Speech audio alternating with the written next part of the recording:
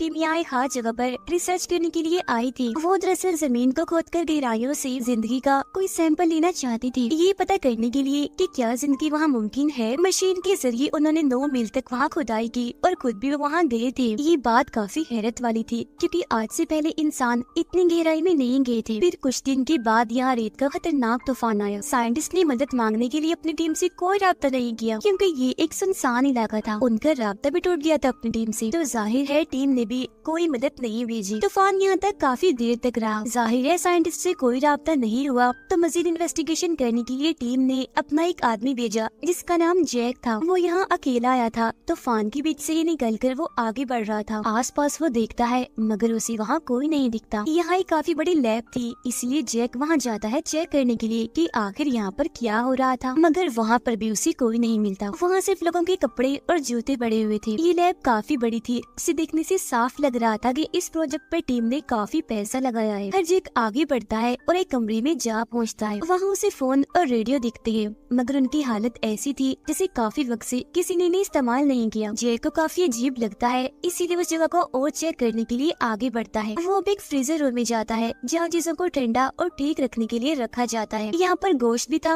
और बिजली भी, मगर साइड में एक आदमी की लाश भी पड़ी थी जिसे हम देख लेते हैं मगर जैक नहीं देख पाता। वो जब सारे कमरों को चेक कर रहा था तो अचानक उसे अजीब सी आवाजें सुनाई देने लगती हैं। वो जल्दी से गन हाथ में लेता है और चेक करने जाता है। उसे पता चलता है कि आवाजें सबसे आखिर वाले दरवाजे से आ रही है जो सामने ही था, जिसकी आगे कुर्सी रखी हुई थी। उसे अब शक होने लगा था, मगर फिर जैसी कुर्सी अपने आप ही हटती है तो सामने तेज आंधी थी, शायद इसी वजह से कुर्सी रखी गई थी। ये सोचकर वो दोबारा से दरवाजे को बंद कर देता है। वो काफी परेशान दिख रहा था क्योंकि 25 लोग यहाँ पर काम करने आए थे, मगर उनमें से एक भी यहाँ नहीं था। फिर उसे एक अजीब सा दरवाजा दिखता है जिस पर उसे शक होने लगता है। वो जैसे अंदर जाता है उसे काफी अजीबोगरीब चीजें दिखाई देने लगती हैं। दीवार पर खून से अरबी जुबान में कुछ लिखा हुआ था, यहाँ तक कि उस पर एक अलमारी भी गिरने वाली थी, मगर जैसे तैसे वो उससे बच जाता है। उसे वहाँ एक मरा हुआ जानवर भी दिखता है जिसके खून से ही ये लाइनें लिखी गई थी। उसे ये बात समझने में देर नहीं लगती कि ये सारी चीजें शैतान की तरफ इशारा कर रही हैं। जरूर यहाँ कोई काला जादू हुआ है, कोई शैतान आया है जिसमें कुर्बानी बलि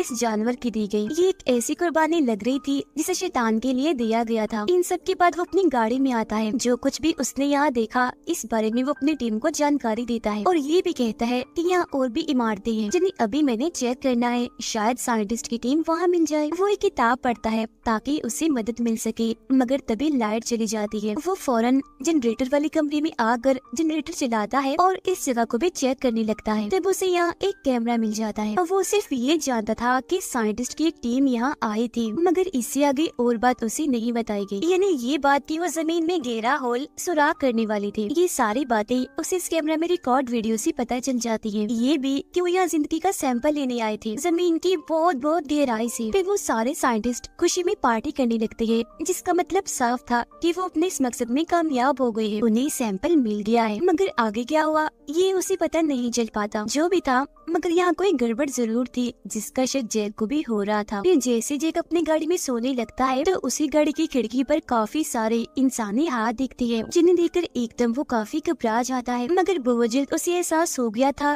कि ये मेरा बस वहम था, क्योंकि हाथ अब वहाँ से गायब थे। लेकिन क्योंकि उसे अभी भी अजीब लग रहा था तो वो लैब के कमरे में सोने के लिए चला जाता है। अगली सुबह जब वो उठता है तो तूफान थम चुका था, सब शांत हो गया था। वो सोचने लगता है कि मौसम साफ है तो अब मैं आसानी से साइंटिस्ट को ढूंढ लूंगा। इसीलिए वो अपनी गाड़ी लेता है और वो सारी इमारतें चेक करने के लिए चला जाता है। जिस दौरान उसे एक अलग ही कमरा नजर आता है। अंदर जाने पर उसे कोई मिलता तो नहीं, मगर वहाँ ताज़ा कॉफी बनी पड़ी थी, जिसका मतलब था कि यहाँ कोई रह रहा है। उसे शक होने लगता है, इसीलिए वो फौरन अपनी गाड़ी की तरफ आता है। अभी वो अपनी टीम को इस बारे में बताने ही वाला था कि तभी वो देखता है कि इसी तरफ एक लड़की भागती हुई आ रही है। वो भी जैक को देख लेती है, मगर कुछ नहीं कहती और अंदर जाने लगती है। जैक उसे शक भरी निगाहों से देख रहा था और उसके पीछे पीछे जाने लगता है, क्योंकि वो पूछना चाहता था कि यहाँ पर असल में क्या हुआ। वो लड़की उसे कहती है कि मेरा नाम जेनी है, मैं भी उसी टीम में से एक हूँ। हमारे लीडर की मौत हो गई है, बाकी लोगों का मुझे नहीं पता, लेकिन मैं इतना जानती हूँ कि अब बस मैं अकेली ही यहाँ पर मौजूद हूँ, इसीलिए यहाँ से मैं भी जाना चाहती हूँ। वो बस इतना ही कहती है, मजीद खुल की बात नहीं करती। मगर कम से कम अब जैक को इतना तो पता चल गया था कि ये भी उन साइंटिस्ट में से एक है। वो फौरन अपनी टीम को इस बारे में जानकारी देता है और कहता है कि मैं उस लड़की जेनी को लेकर आ रहा हूँ। जो सुनकर फौरन उसका बॉस कहता है कि नहीं, अभी तुम मत आओ, वहीं रुको, हमें जितनी हो सके और जानकारी दो, क्योंकि इस प्रोजेक्ट पर बहुत पैसा लगा है। तुम्हें तब तक वहाँ रुकना होगा जब तक नई टीम वहाँ नहीं आ जाती, क्योंकि वहाँ काम करने वाली एक इंसान तुम्हें मिल भी गई है, तो अब तक तुम काफी जानकारी इकट्ठा कर सकती हो कि आखिर क्या हुआ। अब जैक जब फ्रीजर रूम में जाता है तो उसे वो लाश वहाँ दिख जाती है। तब जेनी उसे बताती है कि ये मेरे बॉस की लाश है, इनकी मौत दिल का दौरा पड़ने से हुई। मगर ऐसा नहीं था, क्योंकि उसकी मौत तो ये फ्रीजर रूम में सर्दी की वजह से हुई थी। जेनी आगे कहती है कि हमें जल्द से जल्द यहाँ से निकलना चाहिए, मगर जैक उसे मना कर देता है, क्योंकि अब कहीं न कहीं उसे जेनी पर शक हो रहा था। उन दोनों की काफी बातें होती है, जिसमें जैक उसे बताता है कि काफी वक्त पहले मेरी वाइफ की मौत हो गई है, मगर कैसे ये वो नहीं बताता। आगे वो उससे उनके प्रोजेक्ट के बारे में पूछता है, यानी ड्रिलिंग की, मतलब वो लोग जो यहाँ खुदाई कर रही थी, जिस पर जेनी उसे उस जगह तक ले जाती है और बताती है हमारी टीम ने यहाँ करीब 9 मील तक ड्रिलिंग खुदाई की, जिसके बाद अजीबोगरीब होने लगा, जैसे कभी कभी इस कुएं से डरावनी आवाजें आने लगी। ऐसा लगने लगा जैसे कि हेल इन्हें जहन्नुम का दरवाजा खुल गया हो और वहाँ काफी नीचे शैतान हो। ये बातें सुनकर जैक को काफी अजीब लगता है, तो वो एक पेपर को नीचे फेंकता है। जेनी उसे बताती है कि इसे नीचे पहुँचने में तकरीबन 5 मिनट लग जाएंगे। नीचे झांकते हुए अचानक से जैक की लाइट भी उस कुएं में गिर जाती है और जैसे जैसे वो नीचे गिर रही थी, दीवारों पर खून नजर आ रहा था। अभी देखकर जैक को काफी अजीब महसूस होने लगा, जैसे उसे काफी कमजोरी हो रही थी। अचानक उसके सर पर कोई चीज आके लग जाती है, जिससे वो जख्मी होकर वहीं गिर जाता है। जिस दौरान उसे एहसास होता है कि मैंने जितनी भी तस्वीरें देखी, वो वीडियो देखी, उनमें जेनी कहीं पर भी नहीं है, क्योंकि उसकी तबीयत खराब हो रही थी।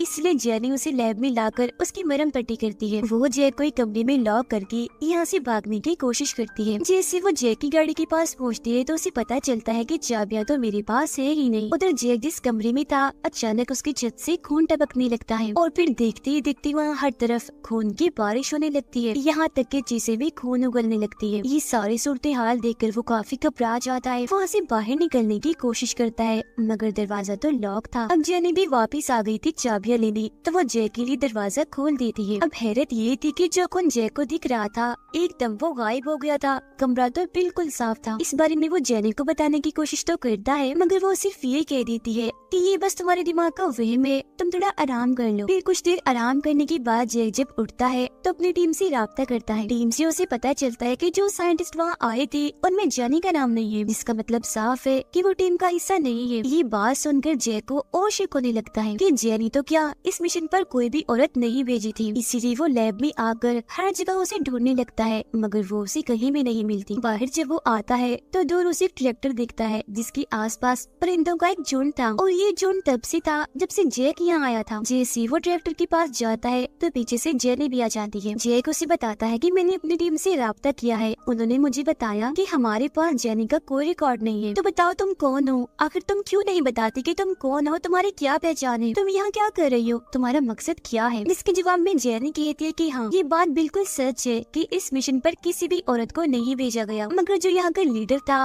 वो मुझे जानता था, उसने मुझे यहाँ आने की इजाजत दी ताकि मैं उनकी मदद कर सकूं। और वो वीडियो जो तुमने देखी, मैं उसमें इसलिए नहीं थी क्योंकि वो वीडियो मैं ही बना रही थी।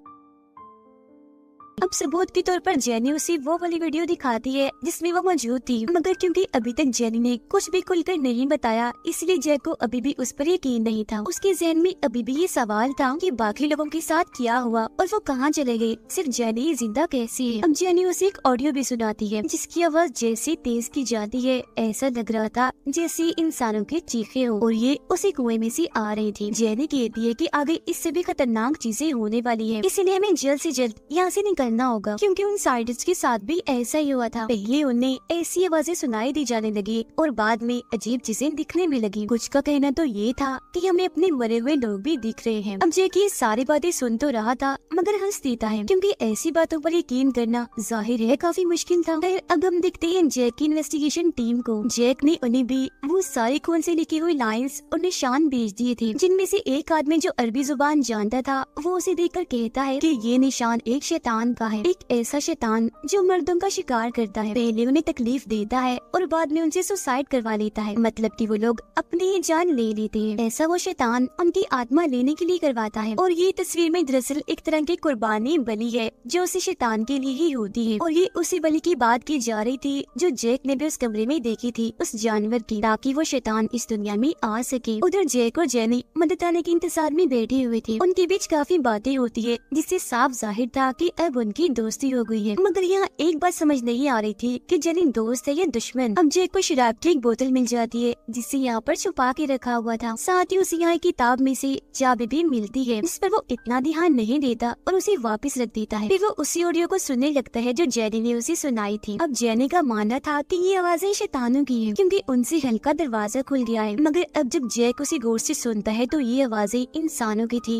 वो भी दर्द भरी, जो मदद के लिए चिल्ला रही थी, जिसका मतलब साफ था कि वो किसी बड़े अजाब में फंसे हुए है और बहुत तकलीफ में है। अब तभी जैक को बाहर से आवाजें आने लगती है। वो जैसे ही बाहर चेक करने जाता है तो वहाँ उसे एक औरत नजर आती है जो देखते ही देखते जेनी में बदल जाती है। मगर जैक उसे कुछ भी नहीं कहता और दोनों खाना खाने लगते हैं। यहाँ तक कि जेनी ने उसके लिए केक भी बनाया हुआ था क्योंकि आज जैक का बर्थडे था। ये सब जेनी इसलिए जानती थी क्योंकि उसने जैक की आईडी देख ली थी। जैक उसे शुक्रिया तो कहता है मगर अपनी बर्थडे को लेकर वो खुश नहीं था क्योंकि पिछले साल उसकी बर्थडे पर उसकी वाइफ ने अपने बच्चों को मार डाला था और बाद में उसने अपनी भी जान ले ली थी। यही वजह थी कि जैक हमेशा ही अपने बर्थडे पर उदास रहता है। जैक इस सब के लिए खुद को इल्जाम दे रहा था क्योंकि उसकी वाइफ उस पर शक करती थी कि शायद वो किसी और को पसंद करता है, इसीलिए उसने पहले अपने बच्चों को मारा और बाद में खुद भी अपनी जान ले ली ताकि ऐसा करके वो जैक को सजा दे सके और वो हमेशा ही इस शर्मिंदगी के साथ ही जिंदगी गुजारे। ये सारी बातें सुनकर जेनी को जैक के लिए काफी बुरा लगता है, इसीलिए वो उसे संभालती है। वो दोनों भी साथ में ही थे कि तभी जैक को कमरे के बाहर अपनी वाइफ का भूत दिखता है, इसीलिए वो जेनी को साइड पर करके दूसरे कमरे में सोने के लिए चला जाता है। अभी वो सोने की कोशिश कर ही रहा था कि तभी उसे दोबारा से अपनी वाइफ दिखती है जो देखते ही देखते जेनी का रूप ले लेती है। रात को जब वो दोनों साथ में थी तो जैक को अपनी वाइफ का सपना आता है। उसने अपने हाथ में गन ली हुई थी जिसे लेकर वो एक कमरे में जाती है जहाँ जाकर वो अपने दोनों बच्चों को गोली से मार देती है। फिर उसके सामने जैक आ जाता है। वो अपने सर पर गन रखकर रोते रोते जैक से कहती है कि तुमने मुझे धोखा दिया, इसीलिए मैंने ये सब किया। और बस इसी के साथ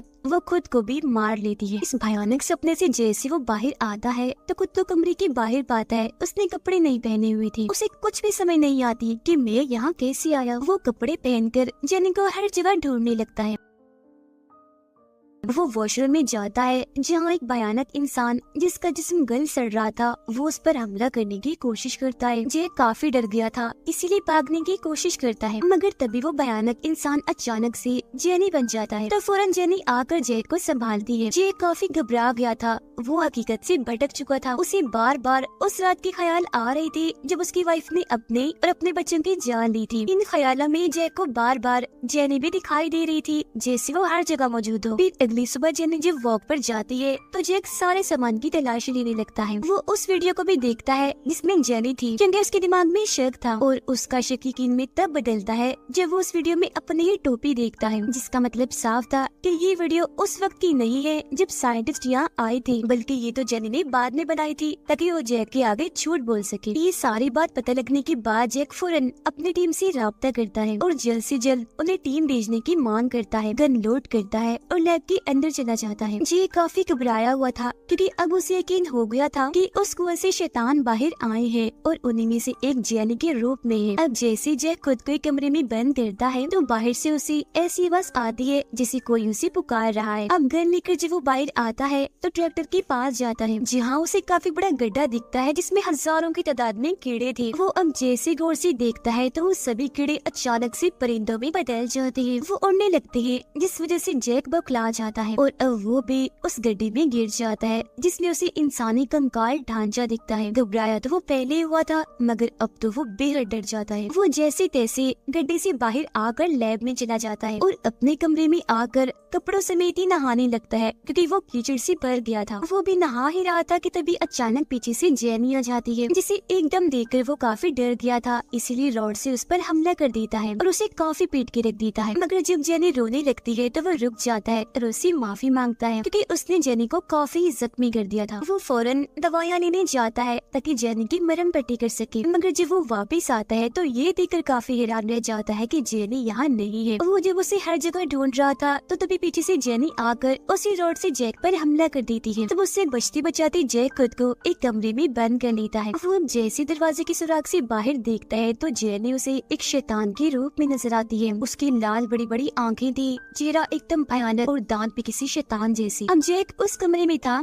जहाँ उसे किताब में से चाबी मिली थी। तो वो उस चाबी को लेता है और वहाँ पर एक लॉकर खोलता है जिसमें से उसे एक और कैमरा मिल जाता है। उसे चेक करने पर एक वीडियो थी जिसे उन साइंटिस्ट के लीडर ने रिकॉर्ड किया था। वो बता रहा था कि जेनी कोई इंसान नहीं है बल्कि वो है एक शैतान। वो एक इंसान एक खूबसूरत लड़की के रूप में इसलिए आती है क्योंकि मर्दों को अपने जाल में फंसाकर वो उन्हें इस बात पर उकसाती है कि वो अपनी जान ले ले, जिसके बाद वो उनकी आत्मा को खुद ले लेती है। इसके अलावा वो बताता है कि ये काफी बड़ा और खतरनाक शैतान है जो सिर्फ एक नहीं बल्कि कई और रूप भी ले सकता है। यहाँ तक कि इंसान को इस्तेमाल भी कर सकता है और अजीबोगरीब चीजें भी दिखा सकता है। अब जैक की टीम उससे राब्ता करने की कोशिश कर रही थी, उससे जेनी सुन लेती है और फौरन गाड़ी के पास जाने लगती है। हालांकि जैक उस पर गोलियां भी चला रहा था मगर वो बच रही थी। वो टीम से बात करके उन्हें बताती है कि जैक पागल हो गया है और मेरी जान लेना चाहता है। अब थोड़ी देर के बाद जब जैक वॉशरूम में जाता है तो उसे आईने में अपने ही भयानक चेहरे दिखते हैं, वो भी सैकड़ों की तादाद में, मगर हर रंग डरावना होने के साथ साथ अलग था जो जैक को ताने दे रहा था। और फिर देखते ही देखते वो सारे जैक के रूह खुद को गोली से मारने लगते हैं। यहाँ तक कि जब असली जैक की बारी आती है तो वो भी खुद को शॉट करने के लिए आईने पर गोली चला देता है। उसे देखने से लग रहा था कि अब वो पागल हो गया है। उसे फिर अपनी फैमिली की आवाजें आने लगती है और नमाजों का पीछा करते करते जब वो किचन में आता है तो वहाँ उसे जेनी मिल जाती है। वो ये देखकर काफी हैरान था कि अब जेनी का बर्ताव काफी अलग है। वो जैक के लिए खाना बना रही है। तब यहाँ जेनी उसे बताती है कि हाँ, मैं सच में एक शैतान हूँ और मैं इतने वक्त से तुम्हारे साथ इसलिए थी क्योंकि मैं तुम्हारी माजी को लेकर तुम्हें परख रही थी, देख रही थी कि तुम कितनी देर तक ये सब बर्दाश्त करते हो, इस सबसे कब तक तंग नहीं आते। और वाकई शाबाश, तुमने सच में सबसे ज्यादा टाइम बर्दाश्त किया, अभी तक अपनी जान नहीं ली। अब जैक पहले ही काफी घबराया हुआ था और उसे पता भी था कि जेनी एक शैतान है, तो वो खाने की स्टिक्स को लेकर उसके सामने क्रॉस बनाने की कोशिश करता है ताकि इससे जेनी भाग जाए, मगर इससे उस पर कोई असर नहीं होता, उल्टा वो तो हंसने लगती है। ये देख घबराते हुए वो गन उठाता है और जैसी गोली चलाने लगता है गन लाइटर में बदल जाती है, जो देखकर जेनी सिगरेट लेकर उससे जलाती है जैन को परेशान करने के लिए। अब जेनी उसके काफी पास आकर कहती है कि अगर तुम मुझे अपनी आत्मा दे दो तो मैं तुम्हें तुम्हारी फैमिली से मिलवा सकती हूँ। वो असल में उसे एक सौदा कर रही थी, मगर हकीकत तो ये थी कि ये सब नाटक था। वो तो बातों में उलझाकर जैक की जेब से चाबियां लेना चाहती थी, जिसमें वो कामयाब भी हो जाती है। चुपके से वो चाबियां ले लेती है। अभी सारी बातें करते करते जैक अपने ख्यालों में गुम हो जाता है। उसे वही दिन याद आता है जब उसकी बर्थडे थी, यहाँ उसकी फैमिली उसके साथ थी, सब काफी खुश थे। अब इसे इसका फायदा उठाकर जेनी यहाँ से भाग तो जाती है, मगर कुछ दूर जाने पर उसे एहसास होता है कि मैं यहाँ से अकेली नहीं निकल सकती, इसीलिए वो वापस आने का फैसला करती है। जैक अपने ख्यालों में इस कदर खो गया था कि उसे सब कुछ सच लगने लगा था, मगर बहुत जल्द जब इस झूठ का पर्दा हटता है तो उसे अपने पास कोई भी नहीं दिखता। इतनी ही देर में बाहर उसे जेनी भी दिख जाती है, जो उसे भी बाहर आने का कहती है। वो जब बाहर आता है तो देखता है कि वहाँ जेनी की बजाय उसकी वाइफ है, जो उसे कहती है कि तुम बेकसूर हो, इसीलिए मैं तुम्हें बचाने आई हूँ। वो गाड़ी में बैठ तो जाता है, मगर उसे पता था कि ये जेनी के चाल है, इसीलिए वो एक पेचकस को उसके अंदर घुसाकर उसे जख्मी कर देता है और इस पूरी जगह पर पेट्रोल छिड़क कर आग लगा देता है। अब इतनी ही देर में यह रेस्क्यू टीम भी आ जाती है, जो दोनों को ही बचा लेती है। अब बाद में सारी कहानी सुनने के बाद सब ये कहती है कि जेनी सच कह रही है, वो सच में उस मिशन का हिस्सा थी, मगर लिस्ट में उसका नाम नहीं था। बस दरअसल हुआ यूँ था कि उसको ऐसे एक ऐसी गैस बाहर निकली जो सीधा इंसान के दिमाग पर असर करती है। वो गैस जैसे इंसान की सांस के साथ अंदर जाती है तो उस इंसान को अजीबोगरीब ख्याल नजर आने लगते हैं। उस इंसान की हालत एक किस्म की पागलों जैसी हो जाती है। जब भी तो साइंटिस्ट के बॉस को जेनी एक शैतान और फिर बाद में जैक को भी ऐसे ही लगने लगा, क्योंकि वो भी तो उस गैस के असर में आ ही गया था। गैस का असर सभी पर इतना खतरनाक हुआ कि सबने अपनी जान ले ली, और सिर्फ जेनी पर इसका असर नहीं हुआ क्योंकि उसका कमरा सबसे दूर था। वो एक औरत जो थी, वो लोग जेनी को शैतान इसलिए मान रहे थे क्योंकि अब सिर्फ वो ही थी जो इस गैस के असर से बची रही, इसीलिए वो इनसे अलग ही थी। और यही एक वजह है कि जेनी ने पूरी कहानी में ही खुलकर बात नहीं की, और बिल्कुल ऐसा ही जैक के साथ भी हुआ। अभी सारी बातें सुनकर जैक को पहले तो यही लगता है कि शायद